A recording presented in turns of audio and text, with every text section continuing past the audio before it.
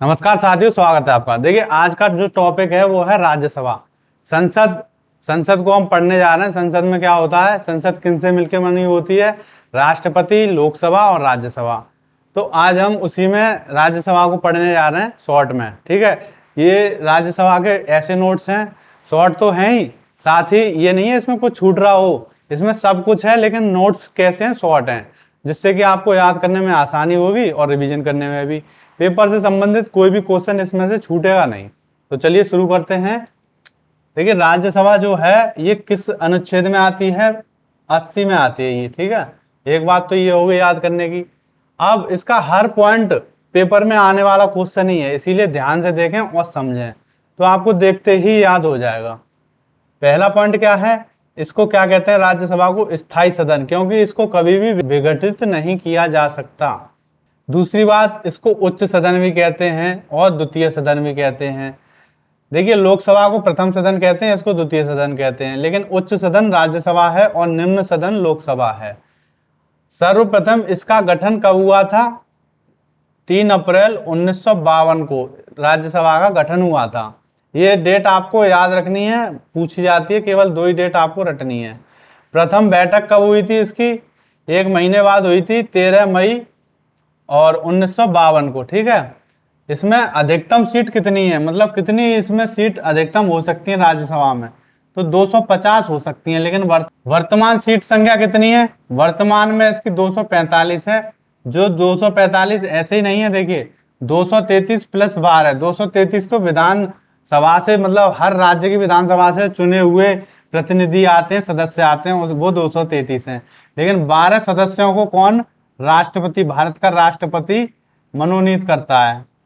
तो 12 सदस्य कैसे होते हैं? ये खेल और विज्ञान, साहित्य, इनसे संबंधित चीजों से 12 सदस्य होते हैं, उनको राज्यसभा में राष्ट्रपति मनोनीत करता है।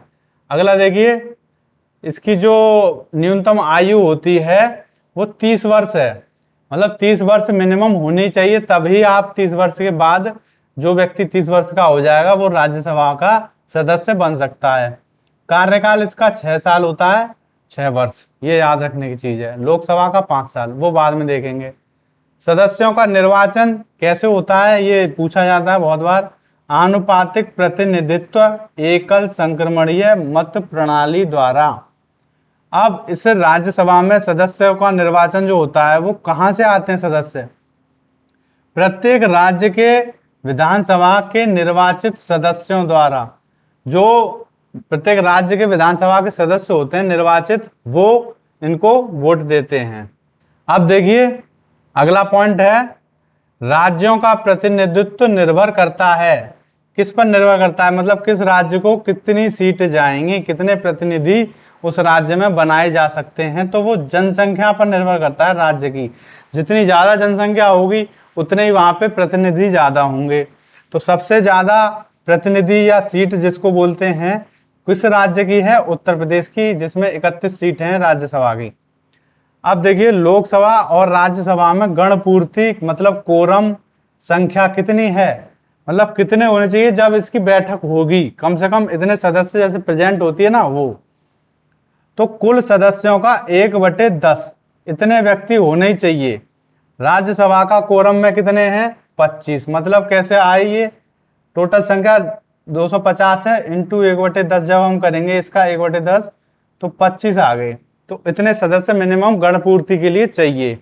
ठीक है, अब देखिए, सभापति जिसको अध्यक्ष भी कह देते हैं, वो कौन होता है? उपराष्ट्रपति होता है। ये कोई सदस्य नहीं होता, लोकसभा की तरह सदस्य में से ही निर्वाचित करके अध्यक्ष नहीं बनाया जाता। ये सदन का सदस्य नहीं होता है उपराष्ट्रपति। ठीक है, सभापति का चुनाव कौन करता है? मतलब उपराष्ट्रपति का चुनाव नहीं कह सकते, हमें राज्यसभा के सभापति का चुनाव वो कौन करता है? लोकसभा और राज्यसभा सभी सदस्य, लोकसभा और राज्यसभा के सभी सदस्य मिलकर सभापति का चुनाव करते हैं कि राज्यसभा के सभापति के लिए किसको चुना जाए। ठीक है, अब देखिए, धन विधेयक। आपको पता है धन विधेयक हमेशा किस में लाया जाता है? लोकसभा में। लोकसभा के बाद अधिकतम 14 दिन तक यहाँ रहता है, मतलब लोकसभा के बाद लोकसभा इसको राज्यसभा में भेजेगी धन विधेयक को। तो ये अपनी सिफारिशें बता सकता है, सुझाव किसमें ये होना चाहिए, लेकिन कुछ कर नहीं सकता, बस देखने के लिए भेज देते हैं और 14 दिन तक रुकता है। यदि 14 दिन में ये वापस नहीं देते हैं या फिर सुझाव भी नहीं देते हैं तो वो ऑटोमेटिक लौट के लोकसभा के पास आता है और पारित कर दिया जाता है धन विधेयक। ठीक है, अब देखते हैं आगे। प्रथम सभापति कौन थे इसके, मतलब उपराष्ट्रपति जो थे वो राज्यसभा के प्रथम सभापति राज्यसभा के कौन थे? डॉक्टर एस राधाकृष्णन, मतलब सर्वपल्ली, डॉक्टर सर्वपल्ली राधाकृष्णन। ठीक है, ये पहले उपराष्ट्रपति भी थे और प्रथम सभापति भी थे। अब देखिए प्रथम अभिनेता सदस्य कौन थे, मतलब राज्यसभा के ऐसे कौन से अभिनेता थे जो मतलब राज्यसभा के सदस्य बने पहले? तो वो पृथ्वीराज कपूर थे। और प्रथम अभिनेत्री सदस्य कौन बनी? नरगिस दत्त। ठीक है, 2 सत्रों के बीच अधिकतम अंतराल 6 महीने का हो सकता है। 6 महीने के बाद अंतराल मतलब नहीं कर सकते, तो 6 महीने की मतलब एक तरीके से छुट्टी हो सकती है, जैसे सत्र होते हैं ना एक साल में, तो एक साल में 2 सत्र जरूरी हैं। राज्य के विषय पर कानून बनाने के लिए 2/3 बहुमत होना चाहिए। देखिए कोई भी कानून यदि बनाएंगे देश के लिए तो उसके लिए बहुमत होना चाहिए, कितना? 2/3। 2/3 मतलब कि यदि मान लीजिए 3 हैं तो उसमें 2 वोट होने चाहिए। इसका मतलब यदि 9 सदस्य हैं वहां पे तो 6 वोट होने चाहिए, तभी कोई चीज कानून बनेगी। ठीक है, कैसे निकालते हैं? 9 का 2/3, 3 से ये कट गया तो कितना आ गया? 6 हो गए। इसी तरह अब राज्यसभा में प्रतिनिधित्व नहीं है, कौन से ऐसे राज्य हैं जिनका प्रतिनिधि मतलब राज्यसभा में नहीं है? तो अंडमान निकोबार, चंडीगढ़, दादर नागर हवेली, दमन व दीप और लक्षद्वीप। ये कितने राज्य हो गए?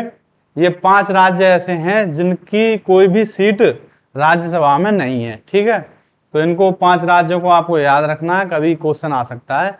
तो कैसी लगी आपको क्लास बताइए और मिलते हैं अगले किसी टॉपिक के साथ, तब तक के लिए थैंक यू।